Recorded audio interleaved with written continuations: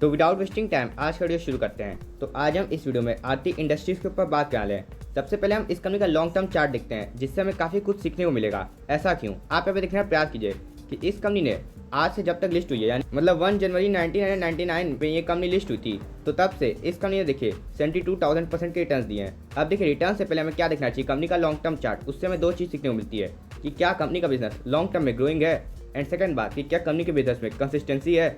मतलब कि ऐसा तो नहीं ना कि प्रॉफिट कभी बढ़ जाता है कभी घट जाता है। ऐसा होगा तो हमारी वेल्थ नहीं क्रिएट हो सकती लॉन्ग टर्म में। चलिए अब इस कंपनी का लॉन्ग टर्म का चार्ट देखते हैं। तो आप यहाँ पे देखने का प्रयास कीजिए। इस टाइम फ्रेम में आप कहेंगे कि अरे इस कंपनी के बिजनेस में कंसिस्टेंसी नहीं है, तो सबसे पहले हम आपको दिखा देते हैं। तो देखिए यहाँ पे इस कंपनी का प्राइस ₹1 था। अब आप कहेंगे ठीक है, अब यहाँ पे देखने का प्रयास कीजिए। तो देखिए यहाँ पे हम आते हैं, तो देखिए यहाँ पे आप देखिए, तो यहाँ पे इस कंपनी के स्टॉक का प्राइस ₹60 हो गया था। यानी कि यहाँ से यहाँ तक इस कंपनी ने हमारे पैसों को 60 गुना कर दिया है। तो देखिए केवल 15 साल के अंदर ऐसा हुआ है। यानी कि यहाँ तक भी इस कंपनी के बिजनेस में कंसिस्टेंसी थी। अब आगे देखने का प्रयास करते हैं। यहाँ से अगर हम देखें तो देखिए इस कंपनी का बिजनेस काफी तेजी से एंड काफी कंसिस्टेंसी के साथ ग्रो हुआ है। यानी कि हमें दो बात पता चल रही है इस कंपनी का चार्ट देख के कि हाँ ये कंपनी का बिजनेस लॉन्ग टर्म में ग्रोइंग है, एंड सेकंड बात कंसिस्टेंसी भी है इस कंपनी के बिजनेस में। ठीक है, हम इस कंपनी को फर्दर एनालिसिस के लिए रख सकते हैं। अब देखिए यहाँ से यहाँ तक में इस कंपनी में डिप आया है। अगर हम यहाँ पे देखने का प्रयास करें तो देखिए इस कंपनी का एक साल में 32% नेगेटिव रिटर्न दे रही है कंपनी। अब ऐसा क्यों, ऐसा इसलिए क्योंकि देखिए इन्फ्लेशन की वजह से रॉ मटेरियल्स के प्राइस काफ़ी फ्लक्चुएट या कहें तो बढ़ रहे हैं, जिसके चलते काफ़ी केमिकल कंपनीज के स्टॉक प्राइस में एक डाउनग्रेड दिखने को मिला है। तो देखिए ये एक अपॉर्चुनिटी होती है लॉन्ग टर्म इन्वेस्टर्स के जिनको कंपनी पे कन्विक्शन है। तो कन्विक्शन बिठाने के लिए इस कंपनी का फंडामेंटल एनालिसिस करते हैं। तो सबसे पहले हमें जानना चाहिए कि कंपनी करती क्या है, तभी हम उस कंपनी में इन्वेस्टेड रह पाएंगे। तो देखिए इस कंपनी का बेसिकली दो तरह का बिजनेस है, एक स्पेशलिटी केमिकल्स का एंड एक फार्मास्यूटिकल का। अब देखिए इन दोनों बिजनेस में जल्दी डीमर्जर देखने को मिल रहा है। अगर आप 18 तारीख के पहले इस कंपनी के शेयर्स खरीद लेते हैं तो आपको इनका फार्मास्यूटिकल का भी बिजनेस मिलेगा। अब वो बाद में शायद दिसंबर के करीब लिस्ट होगा, लेकिन हाँ आप उसके लिए एलिजिबल हो जाएंगे। लेकिन अगर आप 18 के बाद इस कंपनी के शेयर्स खरीदते हैं तो आपको इस कंपनी का फार्मास्यूटिकल का बिजनेस नहीं मिलेगा। एंड देखिए अगर आप 4 के मल्टीपल्स में शेयर खरीदते हैं तो आपको एक शेयर मिलेंगे फार्मास्यूटिकल बिजनेस के। इस कंपनी के आपको केवल 4 के मल्टीपल में ही शेयर खरीदने हैं। अगर उससे कम या ज़्यादा होंगे तो देखिए कंपनी आपको कैश नहीं देने वाली। ध्यान से सुन लीजिए। तो हमने जान लिया डीमर्जर के बारे में। अब जानने का प्रयास करते हैं डिटेल में कंपनी करती क्या है। तो देखिए इस कंपनी को 83% रेवेन्यू इनके स्पेशलिटी केमिकल्स के सेगमेंट से आता है। अब उसमें क्या है, तो देखिए उसमें कंपनी बेसिकली टॉप 3 प्लेयर्स में आती है। किस किस केमिकल्स में, देखिए नाइट्रोक्लोरोबेंजीन में एंड डाइक्लोरोबेंजीन में, जो काफ़ी बड़ी बात हो जाएगी क्योंकि टॉप 3 प्लेयर्स में आना काफ़ी बड़ी बात होती है। एंड साथ ही साथ कंपनी ओनली मैन्युफैक्चर है किसकी, नाइट्रोफ्लोरो एरोमेटिक्स की। एंड साथ ही साथ ओनली मैन्युफैक्चर है किसकी, एक तरह के एमीन्स की, जो काफ़ी बड़ी बात हो जाएगी। यानी कि ये कंपनी एक तो टॉप 3 प्लेयर्स में भी आती है कुछ कुछ केमिकल्स में, एंड साथ ही साथ कुछ कुछ केमिकल्स की ओनली मैन्युफैक्चर है, जो काफ़ी बड़ी बात हो जाएगी। वह देखिए कंपनी को फार्मास्यूटिकल सेगमेंट से केवल 17% का रेवेन्यू आता है, लेकिन इसमें company basically APIs and intermediates बनाती है for pharmaceutical and food and beverages industry. तो हमने ये जान लिया कि कंपनी करती क्या है। अब हम ग्लोबल प्रेजेंस की बात करें तो देखिए कंपनी को इंडियन मार्केट से 60% का रेवेन्यू आता है, जो काफ़ी अच्छी बात हो जाएगी क्योंकि इंडिया एक डेवलपिंग इकोनॉमी है। एंड साथ ही साथ यूरोप से 14% का रेवेन्यू आता है, एंड नॉर्थ अमेरिका से 9% का रेवेन्यू। एंड आप देखिए ना कि यहाँ पे रिसेशन का खतरा काफ़ी हद तक है, इसीलिए हो सकता है कि इस कंपनी के बिजनेस में और पिटाई देखने को मिल रही है। एंड साथ ही साथ चाइना और बाकी अदर कंट्री से थोड़ा थोड़ा रेवेन्यू आता है, आप यहाँ पे देख सकते हैं। तो हमने डिटेल में जान लिया कि कंपनी करती क्या है। अब हमें कंपनी के थोड़े फंडामेंटल दिखने चाहिए, जिससे हमें और बेटर अंडरस्टैंडिंग मिल पाए। तो देखिए कंपनी का मार्केट कैप केवल 28,000 करोड़ का है। यानी कि इतने रिटर्न देने के बाद भी ये कंपनी अभी भी कैपेबल है कि कंपनी और रिटर्न दे सके, क्योंकि ये कंपनी अभी भी एक मिड कैप कंपनी है। यानी कि स्मॉल कैप जितना थोड़ा कम रिस्क भी रहेगा, एंड साथ ही साथ लार्ज कैप जितने कम रिटर्न भी नहीं मिलेंगे। एंड साथ ही साथ अगर हम बात करें तो इस स्टॉक का पी इतनी गिरावट के बाद 21 के आसपास जा चुका है। अगर हम इस इंडस्ट्री का पी बात करें तो देखिए 27 के आसपास है। यानी कि इंडस्ट्री पी से ये स्टॉक इस समय में सस्ता मिल रहा है, जो काफ़ी बेहतरीन बात हो जाएगी। मैं देखिएगा हम इनका पीजी रेशियो बात करें तो वो 0.65 का है। यानी कि ग्रोथ के मुकाबले भी इस कंपनी को इससे कम पी मिल रखा है। यानी कि यहाँ पे एक वैल्यू बैंक हो जाएगी लॉन्ग टर्म इन्वेस्टर्स के लिए। वह अगर हम इनका आरओसी एंड आरओई देखें तो इनका आरओसी एंड आरओई 22 एंड 27% है, जो काफ़ी शानदार नंबर्स होते हैं किसी कंपनी के लिए। वही डेप्ट देखें तो कंपनी के ऊपर 2,500 करोड़ का डेप्ट है। एंड अगर डेप्ट टू इक्विटी रेशियो देखें तो वो 0.44 का है। यानी कि डेप्ट वेल इन रीच है। एंड कैश देखें तो 250 करोड़ का कैश भी मौजूद है।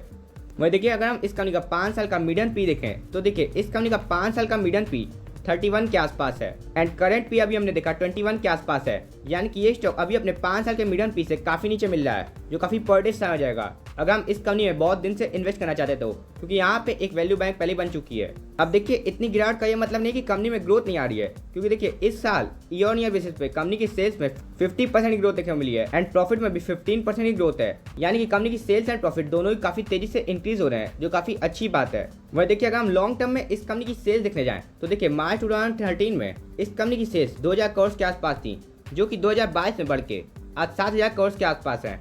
यानी कि 3 गुना हो चुकी है इस कंपनी की सेल्स, वो भी केवल 9 सालों में। वहीं नेट प्रॉफिट में इस कंपनी की काफी अच्छी ग्रोथ आई है। आप यहाँ पे देखने का प्रयास कीजिए, 2013 मार्च में इस कंपनी का नेट प्रॉफिट 135 करोड़ के आसपास था, जो कि आज बढ़ के ऑलमोस्ट 39 करोड़ के आसपास है। इसीलिए आप इस कंपनी की कंपाउंडेड सेल्स ग्रोथ देखिए, जो देखना काफी जरूरी होता है। तो देखिए 10 साल की भी 15%, 5 साल की 17%, 3 साल की 19% एंड ट्रेलिंग 12 मंथ्स की 57%। यानी कि एक बात ये कि इस कंपनी की सेल्स ग्रोथ काफी शानदार है एंड दूसरी बात आप देख रहे हैं कि कंसिस्टेंट बेसिस में इंक्रीज भी देखने को मिल रहा है, जो काफी अच्छी बात हो जाएगी अगर हम किसी कंपनी में इन्वेस्ट करना चाहते हैं तो। एंड वही अगर हम इस कंपनी की प्रॉफिट ग्रोथ देखने जाएं तो देखिए 10 साल की 29%, 5 साल की 33%, 3 साल की 39% एंड ट्रेलिंग 12 मंथ्स की भी 120%। यानी कि आप देख रहे हैं कि लॉन्ग टर्म में इस कंपनी के प्रॉफिट में भी काफी शानदार ग्रोथ देखने को मिल रही है एंड साथ ही साथ प्रॉफिट ग्रोथ भी लगातार इंक्रीज हो रही है, जो काफी और अच्छी बात हो जाएगी। वह अगर हम इस कंपनी का स्टॉक प्राइस सीएजीआर देखें तो देखिए 10 साल का इस कंपनी का स्टॉक प्राइस सीएजीआर 43% का है, जो काफी शानदार रिटर्न्स होते हैं। ऐसे रिटर्न्स की तो हम एक्सपेक्टेशन करते हैं। एंड देखिए 3 साल का भी ऐसी बात नहीं कि इतनी बड़ी कंपनी हो गई तो 3 साल का कम है, 3 साल का भी 27% है। यानी कि अगर आप इस कंपनी में इन्वेस्ट करके चलते हैं तो आप इजीली 20 to 25% तक के रिटर्न्स की एक्सपेक्टेशन करके चल सकते हैं। लेकिन एक आध साल इन्वेस्ट करते हैं तो ऐसा नहीं होने वाला। कम से कम किसी कंपनी को आपको इन्वेस्ट करके 3-4 साल तो रखना ही है। उसके नीचे आप रखते हैं तो देखिए हो सकता है कि जब उस कंपनी में डाउन साइकिल आए तब आप इन्वेस्ट कर दिए हैं तो आप उस कंपनी को लॉस में बेच देंगे। वही देखिए अगर आप उस कंपनी के पूरे फंडामेंटल देखने के बाद इन्वेस्ट करेंगे तो जब आप कंपनी में कनेक्शन रहेगा तो जब डाउन साइकिल आएगी तो आप उसमें और एवरेजिंग करेंगे, जिसके बाद जब अप साइकिल आएगी तो काफी अच्छा फायदा देखने को मिलेगा आपको। वहीं इस कंपनी का रिटर्न ऑन इक्विटी देखे तो देखिए 22% के आसपास इस कंपनी का रिटर्न ऑन इक्विटी स्टेबल रहता है, जो काफी शानदार बात है। वह अगर हम इस कंपनी के रिजर्व देखें तो देखिए लॉन्ग टर्म में इस कंपनी के रिजर्व कंसिस्टेंट बेसिस पे इंक्रीज कर रहे हैं एंड काफी अच्छी ग्रोथ के साथ इंक्रीज कर रहे हैं, जो काफी पर डे समय जाता है। एंड वही बोरोइंग्स देखें तो देखिए लॉन्ग टर्म में इस कंपनी ने थोड़ी बहुत बोरोइंग्स भी लेना शुरू कर दिया है, लेकिन आप यहाँ पे देखने का प्रयास कीजिए कि इस कंपनी की बोरोइंग्स इसके रिजर्व्स के मुकाबले कम है, जो एक अच्छी बात हो जाती है। वह अगर हम इस कंपनी का शेयर होल्डिंग पैटर्न देखने का प्रयास करें तो देखिए प्रमोटर्स के पास इस समय 44% की होल्डिंग है। पिछले क्वार्टर में भी 44% की होल्डिंग थी, यानी कि प्रमोटर्स ने अपनी होल्डिंग को पिछले क्वार्टर से चेंज नहीं किया है, जो एक अच्छी बात हो जाएगी। भाई एफआईआईज की होल्डिंग देखिए पिछले क्वार्टर के मुकाबले इस क्वार्टर में थोड़ी डिक्रीज हुई है, 0.5% का आप डिक्रीज मान सकते हैं, जो एक मेजर चेंज नहीं होता है। यानी कि ठीक है एफआईआईज ने भी बहुत ज़्यादा प्रॉफिट बुकिंग नहीं की है। एंड भाई डीआईआईज की बात करें तो देखिए डीआईआईज इस समय काफ़ी भर भर के इस कंपनी में इन्वेस्ट कर रहे हैं। देखिए यहाँ से यहाँ तक में इस कंपनी में उनकी होल्डिंग में इंक्रीज देखने को मिल रहा है, काफ़ी नहीं कह सकते हैं, हाँ 0.5% की होल्डिंग में इंक्रीज है। यानी कि आप देख रहे हैं कि एफआईआईज जहाँ माल बेच रहे हैं वहाँ डीआईआईज माल खरीद रहे हैं। ऐसा क्यों? तो देखिए एफआईआईज इंडियन मार्केट से ही ओवरऑल पैसा थोड़ा बाहर निकाल रहे हैं, क्योंकि फेड दिख रहे हैं आपकी रेट लगातार हाइक किया जा रहा है। एंड साथ ही साथ डीआईआईज क्यों बाय कर रहे हैं? क्योंकि डीआईआईज को फेड के रेट हाइक करने से उतना खतरा तो लग नहीं रहा है। जब भी फेड रेट हाइक कर रहा है तो देखिए मार्केट गिर रहा है एंड तब डीआईआईज भर भर के इन्वेस्टमेंट कर रहे हैं। तो देखिए ओवरऑल हमें इस कंपनी के फंडामेंटल्स से क्या पता चल रहा है कि इस कंपनी के फंडामेंटल्स काफ़ी शानदार हैं, इस कंपनी के फंडामेंटल्स में काफ़ी दम है। बस इस समय इस कंपनी का स्टॉक प्राइस गिर रहा है, तो देखिए जब कंपनी का बिजनेस ऊपर जा रहा है एंड स्टॉक प्राइस गिर रहा है तो उससे शानदार अपॉर्चुनिटी किसी कंपनी में इन्वेस्ट करने की हो ही नहीं सकती। तो इसीलिए हमें इस कंपनी में इस समय इन्वेस्ट जरूर करना चाहिए। एंड आपको एक बात हम ब्रीफ में बता दें कि इस कंपनी का फार्मास्यूटिकल सेक्टर का बिजनेस इसके केमिकल सेक्टर के बिजनेस से भी काफ़ी अच्छे से ग्रो कर रहा है। तो इसीलिए आपको इस कंपनी को डीमर्जर के पहले ही ले लेना है एंड 18 तारीख के पहले आपको इस कंपनी को खरीद लेना है, अगर आपको इस कंपनी में कनेक्शन बन गया है तो। एंड अगर आप इस कंपनी में इन्वेस्ट करते हैं तो आपको इस कंपनी की अपने पोर्टफोलियो में मैक्सिमम एलोकेशन 5 to 6% के आसपास की देनी है, क्योंकि काफ़ी शानदार कंपनी है। तो चलिए अब इस कंपनी के टेक्निकल्स की ओर चलते हैं। तो देखिए ये स्टॉक इस समय 780 के लेवल के आसपास ट्रेड कर रहा है। हम जानना प्रयास करते हैं कि इस स्टॉक के सपोर्ट जोन कहाँ है जहाँ पे आपको इस कंपनी में इन्वेस्ट कर देना चाहिए। तो देखिए इस स्टॉक का एक अच्छा सपोर्ट जोन अगर हम यहाँ पे जूम करें तो देखिए इस स्टॉक का एक अच्छा सपोर्ट जोन 680 के आसपास है, जहाँ पे इस स्टॉक ने यहाँ पे एक बार सपोर्ट लिया था एंड यहाँ पे एक बार सपोर्ट लिया था। यानी कि अगर आपको स्टॉक 680 के आसपास मिल जाए तो लॉन्ग टर्म के लिए आप इस कंपनी में इन्वेस्ट करके जरूर चल सकते हैं। लेकिन देखिए हो सकता है कि डीमर्जर के बाद ये स्टॉक 680 तक आए, क्योंकि देख रहे हैं आपकी डीमर्जर में केवल 2-3 दिन बचे हैं एंड 2-3 दिन में हम इस कंपनी में इतनी बड़ी गिरावट की एक्सपेक्टेशन नहीं कर रहे हैं। तो इसलिए हमें इस कंपनी के और सपोर्ट जोन भी पता होने चाहिए जहाँ पे हम इस कंपनी में डीमर्जर के पहले इन्वेस्ट कर सकें। तो देखिए इस स्टॉक का एक अच्छा सपोर्ट जोन 730 के लेवल के आसपास भी है। ऐसा क्यों? आप यहाँ पे देखने का प्रयास कीजिए कि इस स्टॉक ने इस लेवल के आसपास यहाँ पे एक बार सपोर्ट लिया था यहाँ पे एक बार सपोर्ट लिया था। जब फाइनली इस लेवल के नीचे चला गया तो देख रहे हैं आपकी कितनी बार रेजिस्टेंस लिया इसी लेवल से, यानी कि 730 के आसपास इस स्टॉक का काफी अच्छा सपोर्ट जोन है। यहाँ पे देखिए तो फिर इस बार सपोर्ट लिया था जब ऊपर चला गया, एंड उसके बाद यहाँ पे भी सपोर्ट लिया था, यानी कि 730 के आसपास इस स्टॉक का काफी अच्छा सपोर्ट जोन है। एंड अभी ये स्टॉक 780 के आसपास मिल रहा है, यानी कि 2-3 दिन में भी ये स्टॉक इतना नीचे नहीं आ सकता, ऐसा हमें लगता है। तो इसीलिए अगर हमें इस कंपनी में इन्वेस्ट करना है तो हमें और चीज़ देखनी पड़ेगी, इसीलिए हम इस कंपनी की मूविंग एवरेजेस देखने जा रहे हैं। तो देखिए ये स्टॉक अभी अपने 20 डे मूविंग एवरेज के आसपास ही रेजिस्टेंस खा के नीचे आ रहा है। तो अगर हमें इस कंपनी में इन्वेस्ट करना है तो देखिए 750 का लेवल इस स्टॉक में इन्वेस्ट करने के लिए काफ़ी अच्छा लेवल है। मान लीजिए अगर आपको ये लेवल इस कंपनी में नहीं मिलता है तो आप करंट मार्केट प्राइस के आसपास भी इन्वेस्ट करना शुरू कर सकते हैं, क्योंकि इस स्टॉक का 52 वीक हाई 1150 के आसपास है, एंड वहाँ से इस स्टॉक में काफ़ी अच्छा डिस्काउंट है। तो देखिए अगर हमें डीमर्जर के पहले इन्वेस्ट करना है तो हमें 750 एंड 780 इन दो लेवल पे ध्यान रखना चाहिए। एंड वही अगर हम एक शॉर्ट टर्म इन्वेस्टर है तो आप देखिए कि क्योंकि ये स्टॉक अभी अपने 20 डे एंड 50 डे दोनों ही मूविंग एवरेज के नीचे ट्रेड कर रहा है, यानी कि शॉर्ट टर्म के लिए हमें इस कंपनी में इन्वेस्ट नहीं करना है। वही अगर हम इस स्टॉक का RSI देखें तो इस स्टॉक का RSI इस समय 44 पे है, यानी कि ये स्टॉक इस समय एक साइडवेज ट्रेंड में है, एंड वैसा दिख भी रहा है यहाँ पे चार्ट में।